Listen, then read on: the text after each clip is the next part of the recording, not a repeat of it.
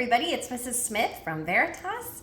I am especially reaching out to incoming 5th, 6th, 7th, and 8th grade students about summer reading. Maybe you've been reading a little bit at a time. Maybe you really fell in love with one of the books, but maybe there are a few of you who have a little bit of reading to do. I want to show you a little time management hack, I guess we could say, for figuring out how to get the reading that you have done in the amount of time that you have. So I'm gonna show you my paper and show you my trick for mapping out large chunks of reading. This will be handy not only for summer reading, but for any academic reading that you end up having to do over the course of your life as a student. Okay. So first, what I'm gonna do is take a sheet of paper, and I like to map it out so that there are 7 days, just like there are 7 days in a week. We're basically gonna make a reading calendar. So 1, 2, 3, 4, 5, and then this is the weekend. Okay? So it looks just like you think a calendar would look, minus that little change.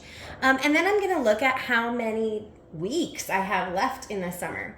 So we're coming up on the last week of July, starting with July on Monday, July 25th. So we're gonna put that here.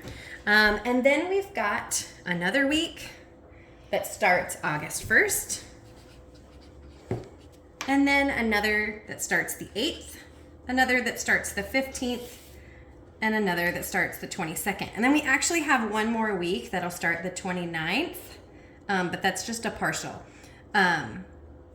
Oh no, that's a full week. And then we'll have a little extra time because of the holiday weekend after that. So it looks like we have 1, 2, 3, 4, 5, 6 weeks left of summer. So if you do a tiny bit of math, 6 weeks times 7 days, 42. You've got 42 days to work on your reading. That's a really easy way to break up chunks. So we know that the Pioneers book, which is maybe the most challenging book that you guys will have to read really at all for summer reading, is 10 chapters. So you need to read a chapter every 4 days. So what you might do is shoot to do a Pioneer, 1 chapter of Pioneer here, and maybe you decide to do 1 on the weekend. So maybe we do Pioneer 2, or maybe you've got some of it read already. You have to customize that for yourself.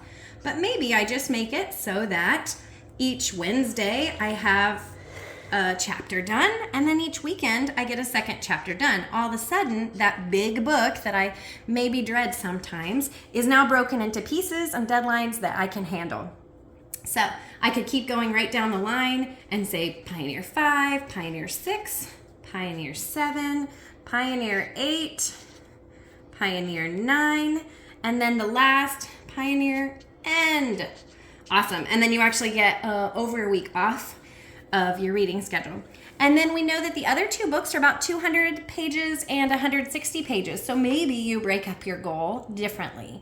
Maybe you try to work through one and then the other. So you have 360 pages broken up over those 7 weeks.